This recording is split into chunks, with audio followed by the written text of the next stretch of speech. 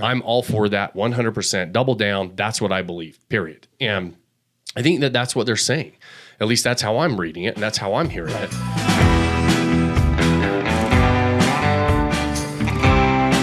What's up, guys? Welcome back to another episode of the Vacation Rental Revolution podcast. I'm your host, Shawn Moore. We're back with Whiskey Wednesday. What's up, my man? Hey, buddy. Dave What's going on? We got a new studio. Jake, our producer's back there. We got a screen. We got all kinds of stuff going. So we're all the topics that you guys want to talk about, they're kind of sending in. These shows are really for you guys. And so if you have questions, we'll make sure we're going to get to those as well. We're going to give some reactions and opinions on some things going on in the world out there, as well as the short-term rental world. And so we're excited. So let's get started. Dave, I feel like Dave's got headphones on. Those of you guys on. If you're not, if you're just listening, go check it out on YouTube as we get this new setup. When we do, when Jake plays, possibly videos on here, we'll make sure that you guys can hear it and see it. We're getting official at this stage. I feel like I'm in an IMAX theater with 3D right now. I mean, I got surround sound. This is unbelievable. All right. Well, let's. Hey, we didn't. You just enjoy. We didn't talk about this last time, but we did this? talk about it. We did talk about this. It was when you were replaced. The day you were replaced. So we got our. I got my Vodacy carafe, the whiskey carafe, and it. Yep. You and Jacob got this for me for Christmas, and Vodacy logo engraved. Says, go pick that one thing you can do today. Start building a life. We got everything we need for Whiskey Wednesday. So, you're welcome. If you show up for work, you might pay attention to when we actually cover this stuff. Misses one day and never hears the end of it. Hey, okay, one day. All right, well, let's dive in. Let's dive in. So there's a lot of stuff going on. First and foremost, we just had our first Boardroom HQ event this week, and that's pretty exciting. That was awesome, right? Yeah, it was great. 15 people from our Vodacy group come in and had a workshop full day. So small, we're keeping them really small, intimate. We close them off at 15. Mm-hmm. And we've done a lot of bigger events. We used to go around the country, and we still will continue to do those bigger ones sometimes with 50 people up to. We've done them up to a couple hundred people, but at this stage, we're doing these Boardroom HQ events that are really like full day, like immersive workshops with a small group, so that we can dive in, really get things done. It was great. I loved it. It was awesome. And what I like about it is they're topic based. Yeah. So when they come in, it's not, everything short term. No. It's specific. Like this one was, right property, right location, and everything about it was that. So if somebody is in that stage, they would want to come to that workshop. And then the next one is design. Yeah. So if they're in that stage, they want to come to that one. Yeah, very specific outcomes, and which is good. People come in, like I said, we dive into very specific things with a very specific outcome in mind. And at the end of the day, hopefully they get that outcome accomplished and we move on. Yeah. And next one is in February. We have a few seats left, and it's about design. So setting up that experience. The other thing is we bring our expert partners in as well to kind of help and kind of promote that workshop with us. So if you Vodacy members out there are considering in that stage of your journey, sign up. Still have a couple seats left, not many. Well, what do we have, 4 or 5 seats left? Mm-hmm. Yeah. So, it'll be good. Okay. So, it was awesome. I loved it. It was awesome. It's really fun to see. I just love live workshops. You can't, it's really hard to fake what you're doing for 8 hours straight in front of people live. These are they're outlines, but they're not scripted, right? And so, there's a lot of things that you see online and trainings and everything's really scripted. But being able to dive in live, and really like just roll up our sleeves, and there's a lot that can happen, a lot that can be accomplished in one day, which is really fun. Yeah, good. So, all right, okay. Let's jump. What are we talking about today? Dude, AI companion. Okay. So the new thing that's kind of AI's been a thing for a little bit now, and everybody uses it, and it's awesome. But they're coming out with this AI companion that's going to be like, you just kind of, he's like your little buddy. You can name him, you can set a picture to him, you can reacts to conversations, it learns people's routines. Yep. It's awesome, right? I mean, is that are we getting out of control here? I don't know. I'm a little old school. I love AI. I think it can be super productive. When you start talking about that's going to be, that's your companion. Those are your friends. Like that's, maybe it's good. I mean, but I think that's that's a slippery slope. I mean, you've heard about the AI robots and people have building these relationships where you build the perfect wife or you build the perfect husband, and all of a sudden that's your companion and it's not even a real person. I mean, that's, right. I think you're running down a pretty slippery slope. I mean, I guess there's positives and negatives. I mean, nobody's going to argue with you.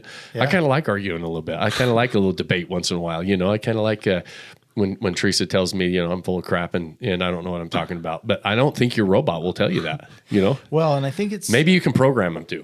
Maybe you put it at certain levels. It depends on your personality. You say, hey, listen, I want somebody talking back to me. Yeah. I want somebody that's willing to put up a good debate. I don't know. I think that it's going to be so interesting to watch. Yeah. I think that interpersonal skills are, they're fading fast. With the younger generation. I just, again, I sound like that old grouchy guy, that's sitting in my house on my porch telling the kids to slow down on their bikes in front of my house and quiet it down or whatever, right? I'm not, I don't feel like I'm that, but this stuff makes me nervous, not only for that, for the interpersonal skills that you're losing out on because you're, now all of a sudden you've got these little digital buddies and like you said, you name them, you become attached to them. And then ultimately, you're also the privacy. I mean, these companies, this works because they know everything about you, everything you're going to do. And, ultimately it becomes, even with any AI, like, you drive a Tesla or Kelly drives a Tesla, she's got the Tesla. And I mean, you got all the automation in there and they can self-drive and do all this thing, but they know everything about you. Those cars are collecting data and they understand what's going on. And so, at some point, where and how does that get used against us instead of just helping us with the conveniences and really the good things, I think the privacy's gone. I mean, I was looking at it's not. I was looking at houseboats last night on my computer. Yeah. And then I went and laid on the couch and pulled my phone up, Instagram, boom. They got all kinds of houseboats? Yeah. All kinds of stuff. Well, but rentals. Huh? You buying a houseboat? Not to buy. No. I'm not buying. Rent a houseboat. You going to because you guys always do your lake pal trip. Just checking it out, So, and now everything's houseboats. Everything's houseboats. Yeah, well, we've known that as a consumer, but it's when you start building these AI companions, and then all of a sudden you got the AI robots, and I mean. Hey, Jake, I think it's Samsung, right? First guys to come out with this. Yeah, it's a Samsung S25, the new phone. Just the phone. That's just a phone companion. Yeah. I mean, our phones are already, people are pretty attached to their phones anyways. Yeah. Now all of a sudden it becomes named in your little buddy. I mean, you can, all of a sudden that phone becomes even, it takes another step up and in how important it is. Jake, what do you think? I mean, you're a little younger than Shawn. Dude, it's terrifying. They created a movie out of this already where a guy falls in love with his phone. And it was with Joaquin Phoenix, and I think this is just the way it's going to start going. I mean, people don't want to let go of their phone anyway. So once you have like a relationship with it, once you put a person in it, it's bad news. Yeah. That's bad. It can run down some scary slopes that we won't dive into today. But I mean, to the point where I've heard people form these relationships with these AI platforms, and then like there was a kid that I think there's a lawsuit right now. And I don't know all the details, so people go look it up. But there's a kid that was building a online AI relationship. I can't remember the name of the company right now. But then the AI girlfriend that he created basically told him to kill himself, and he did. He said, "Hey, there's the only way for us to be together." I mean, he knew it was a robot. He knew it was AI, right? And started saying the only way for us to be together is for you to commit suicide, and then we can be together forever. And I think it was like a 14-year-old kid. Yeah, it was in a Florida place. That's pretty sad. Right there, Good looking kid. AI chatbot. Oh man, really, really sad. I mean, so I think that there's there is some slippery slopes that are scary. Yeah, really, really scary. Well, and we just need to, that's why the family unit's so important. I mean, take the time to talk to your kids, be together, put your phones down, spend quality time together. Yeah. So. Yeah. The BBC came out, top 25 places to visit, and you'll never. I mean, you saw, but I just saw Paris in the Plains is the new Kansas City, Missouri. Top 25 places to visit in the world. Yeah, in the world. Kansas City, Missouri's on the list. Jake's in the back laughing there. I mean, really? That's so just Kansas BBC. City. I mean, Kansas City, it looks nice. The picture's nice. You know what I mean? But Yeah. I'm not sure BBC knows too much what's going on over Chiefs here. just won another AFC championship game, and they're going to the Super Bowl. Is that maybe that has something to do with it? It said it's what does it say? Making 25. It's glow up here. The city, herefore known as the Paris of the Plains, is busily promoting its creative art scene and status as one of North America's barbecue capitals, all while launching an urban revitalization plan that includes new museums, entertainment districts, and hotels. That's what we have worldwide. A couple new museums, good barbecue joints, and some cultural diversity, apparently, with what we're trying to do. New hotels. I don't know. Wow, BBC. Kind of disappointed in you. What are? I mean, I saw some of the other when you were scrolling through. Like the other ones look like real destinations, right? Like you're going through some of like the major places in the world, and then we got Kansas City, Missouri. Wait, go back up. Pakistan. Ooh, some of these are like actually beautiful. Yeah. Like if you go to the, like, come on. Yeah. I mean, what is? Yeah, worldwide. I mean, we have a couple places in the U.S. Hawaii. that hit it. Hawaii and Kansas City are only a couple apart. Kind of the same. When you talk about people going on, their major destinations in the U.S. I guess Kansas City's on the top of the list. Huh. I mean, we are in the hospitality travel industry. Maybe we need to look hard at Kansas City since it's top 25 worldwide places to visit for a vacation. I'm not buying into that one. I give that a thumbs down on the selection of Kansas City to the top 25 places to visit worldwide. Hey, next on the list, Pete Hegseth. He just got nominated. What do you think? I like him. I think it's a good nomination. I heard his hearings and I thought he did a good job. Again, I think that a lot of these guys that, the jury's still out. You got to go out and now perform and show the American people that, hey, listen, we're gonna do what we say we're gonna do. But I think that it's his hire is a good hire. Yeah, he's making waves right now with his DEI stuff, and so what he said. He sent the letter out today. No exceptions. Department of Justice equals, and then a slash through it. DEI. We're not doing DEI based on Trump's mandates. Said no exceptions, name changes, or delays. Those who do not comply will no longer work here. And there's a lot of flack on the DEI stuff, right? And so I have pretty strong opinions on DEI. I think it's a bunch of crap. I don't like it. Might upset some people. I think that there's, again, we always talk about unintended consequences for things. And I understand that we want to have equal opportunity. That is important. Equal opportunity is important. But then it goes to a meritocracy, in my opinion. Right. It's like, hey, listen, this... their DEI, I think, when I try to look at both sides of it, why would they put it in place? They're saying, well, certain roles, certain positions are dominated by certain genders and by certain, maybe by certain demographics. And we're saying everybody should be, have an opportunity to go after those roles and responsibilities. I totally agree, 100%. And everybody that I talk to, and at least that, that I hear, I never hear anybody that would disagree with that. The problem with DEI is you can't select people based on their demographics. Right. And they call it reverse racism, which I think is the stupidest term around.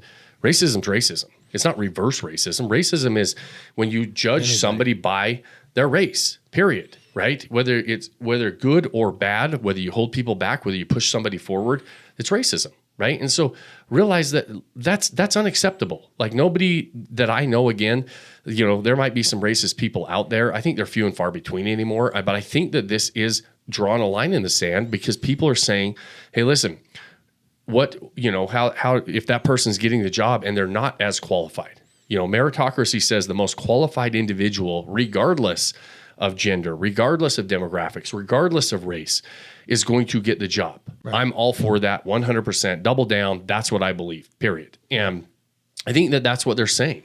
At least that's how I'm reading it and that's how I'm hearing it. And I'll tell you the thing that I think is the saddest thing about DEI is all of the really qualified maybe women or people that of different races that have jobs that are super qualified to have those jobs. All of a sudden now there's a question mark of, do they have that job because of DEI? Because of that, yep. Right? I have a my niece married a kid. He's a big Tongan kid, and he works at the Hill Air Force Base here we're in Utah, in big Air Force Base.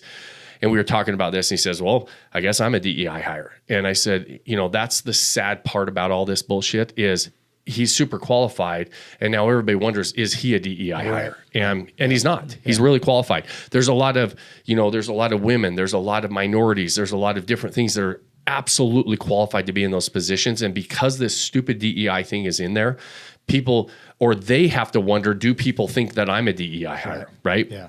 Like, just do away with it. Right. Say, hey, listen, the most qualified people there should be equal opportunity. There should be paths for every demographic to get into the jobs that they want to get into, but then you have to be qualified for it. Right. That's all, in my opinion, that's all it's saying. And I think that is what we should be doing. And so I know he's getting a lot of crap for it. A lot of people are saying, DEI only applies to, white, you're a white man, so you're going to get all the opportunities. That's not what it's saying. It's saying anybody that is qualified has an opportunity to be in certain jobs. Right. There are certain people that are not qualified that should not be in jobs, right? Do you want somebody flying a plane that is not qualified to fly a plane? No, we don't. We're the best in the world. The United States is the best in the world. We set an example. We're the strongest country in the world. We should have the strongest people and the most qualified people in every single position. Right. Well, and he's obviously Pete Hegseth, Secretary of Defense. Those jobs are meant to protect us. Right. They have to do jobs that many of us don't want to do and are not willing to do and or not qualified to do. And he's saying, I'm going to get the most qualified people. Right.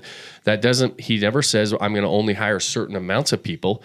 But we should be saying, hey, listen, we're going to hire based on merit. I'm all for it. Oh, I support it too. And it's interesting because you think of sports, professional sports. Everybody loves, whatever sport. And they're going to play the best players and the best qualified guys. You wouldn't just say, hey, well, I think we got to put this guy in quarterback, and play. They're not doing that. They don't have quotas to meet. It's like, hey, listen, whoever is sports is a great analogy. You're not going to see, a 5'6" white guy on an NBA court that can't shoot a ball, right? Or defend, or it doesn't matter what race he is, what gender he is, what his preferences are. There's no quota. It's saying, hey, listen, we're going to put the most qualified athletes on the court. We're going to put them on the field. We're going to do whatever. Yeah. And so where's DEI there? You know, and a lot of them are, some of them saying we should have DEI. That's we should have equal opportunity. Right. That's different than DEI. 100% equal opportunity. Yeah. I'm all for equal opportunity. There are times where, that path needs to be there as well. And we need to focus on that, but not, equal opportunity does not mean we're going to have certain quotas and we're going to push certain people forward and hold certain people back. That's not reverse racism. Right. That's racism. Yeah, I agree. Yeah. All right, so let's jump in. We got a good question here. I'm just going to read straight off the old prompter here from our buddy Jake the Snake. Other gurus are talking about which market people should or should not invest in. What are your opinions in the best markets for 2025 to invest in, and which ones you avoid? It's a tough question because there's a lot. There's a lot of great ones, a lot of bad ones. It's not that tough of a question. It's an easy question, and it's a tough thing that we're seeing out in the marketplace right now. In fact, to the point where I'm not even going to publish our spring top 10 markets to invest in. I'm done playing the game of, we've talked about the top markets is putting them out there, getting people thinking, getting people saying, hey, listen, there's other markets that maybe I haven't thought about before. And the problem is you got a lot of people really doubling down on, this is where you need to be. These are the markets I would never invest in. There's only one type of a market that I would never invest in, and that has to do around regulations. Mm-hmm. I'm never going to invest in a market that says you can't operate as a short-term rental. Every other market is on the table. Now, there are markets that are more investable than others. Right. And there are markets, but it doesn't matter. I could go into a market that may not be as investable, and still perform really, really well. There are other markets that are really investable that most people perform well. But guess what happens tomorrow when everybody finds out that that market is, maybe the supply and demand gap is not that wide and people are doing well in that market. Guess what happens tomorrow? That market becomes more competitive. So unless you learn how to play the game, unless you develop the skill sets, and like the markets are unforgiving, right? The market is just like we're talking about like DEI a minute ago, and we're saying that, there's a meritocracy. The best should be the best. The best should be the ones getting the jobs. In the marketplace, in capitalism, in capital markets, the best are going to get their unfair share of business, period. Because the market is going to say, I like that product better than everybody else's product. So understanding not only where your opportunity is in those markets and how investable it is based on your skill sets, based on your property goals. There are good markets and there are bad markets. The only ones that I avoid are the ones that the regulations don't line up, right? Yeah. Everything else comes down to what are the skill sets I have? What is my ability to go do this? But even if your skill sets are low right now and you say, I'm going to go to an easier market, a more investable market, you still have to say, if I'm going to play the game, I've got to develop the skills, because you will get crushed, because tomorrow that market is going to be very saturated. You and I bought a property down in St. George 5 years ago, 6 years ago. Yep. It was ranked on everybody's #1 market to invest. And then it got really, really crowded, really, really saturated. Now it's nowhere to be found on anybody's list. It's a harder market to perform. But guess what?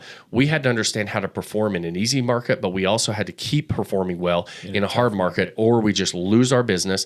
We get our fair share of business, which doesn't pay the bills, and we don't know how to play the game. And so I wish that people would talk more about what it takes to win at the short-term rental game, the skill sets you need to develop to win at this game, so that you can double down on that and then make the decisions on the markets that work for you or against you.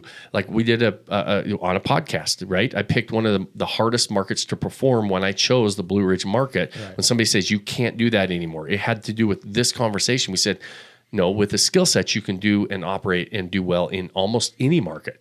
But it doesn't mean it might be a little harder in some of those markets than it is in some of the markets where that ratio between acquisition price and revenue is a little bit better ratio, more favorable, but that ratio changes. That changes over time. And so if you are just relying on that ratio to stay good forever, don't get into the short-term rental game. Right. It's a skill set that you need to develop so that you can double down on your skills and continue to get your unfair share of business. Yeah. No, I think that's good. And everybody asks, like, whoa, just tell me what market to invest in. I'll go invest in it. And it's hard in the fact that that's what everybody wants to know. And so it's clickbaity, right? It's like, hey, listen, if I publish that and I say I've got a top 10 list and I say I've top 5 markets, or here's the 5 markets I would never touch, you're not telling people what they really need to hear. Right. You're getting the click, you're getting that, the attention for a short period of time. Maybe somebody jumps in listening to that. You better have some context behind it to say, hey, listen, even these good markets, they require some skills so that you actually don't run into a buzzsaw and you actually can make this a performing asset for your portfolio. Yeah, just because it's a decent market doesn't mean you're going to be successful in it. Yeah, and vice versa. Yeah. A market that you tell me I'm not going to touch, doesn't mean I did a year-long case study. You guys can go watch it. It's 3.5 hours and over an entire year where we took a property in a super saturated market that I was told does not work anymore. We bought a property and made it the #1 property in that market because of the skills that we have, not because the market was exactly, investable according to the guru I was talking to at the time. Yeah. Jake, good question. We got him excited about that one. Yeah, good question. Good, thank you. I appreciate it. All right. Yeah. Well, that's it for today, buddy. This is good. That's all we got? That's all we got. Come on. That was a good Jake, one. Huh? It was a short episode, but filled with good information, man. All right, good. I think he's got a good radio voice, that Jake guy. I know. People asked for him to come back. He was on one time. You missed that one day, and all of a sudden. I'm thinking about taking some more vacation. No. Yeah. Right. Hey, if you do, we're just going to cover a lot of stuff. Don't bring it back up on another episode because you guys tell if me you miss it, you miss it. You didn't even listen to the episode. You told us. I told you I'm not listening to it if it's not me in the top seat. All right, guys, we're going to wrap up today. As always, we appreciate you spending your time with us. You guys, we change these episodes. We ask, you guys can send in questions. We'll talk about the topics you want to talk about. We'll talk about the trending topics that are going on that we see. But also, as we talk about some of these trending topics, try to apply them toward what you're doing in the short-term rental world, in your investing world, and what you're trying to do. If you have very specific short-term rental topics, those are the ones I like to answer the most. So make sure you send them in to support@vodacy.com. We'll get them answered. And then on Fridays, join us for our Experts Corner, where we bring in successful short-term rental investors. We bring in experts from outside of the business world, because success leaves clues, and there's a lot of things we can learn from outside of the short-term rental world and apply them to our portfolios. And so we started doing that this year as well. So send those questions in. If you like the show, share it. If you have more than 30 seconds, like it or review it on whatever platform you're watching or listening on. And the final, most important thing is to pick that one thing you can do today, start building that life you don't want to take a vacation from. Cheers, my friends. Cheers, buddy. Cheers, my man.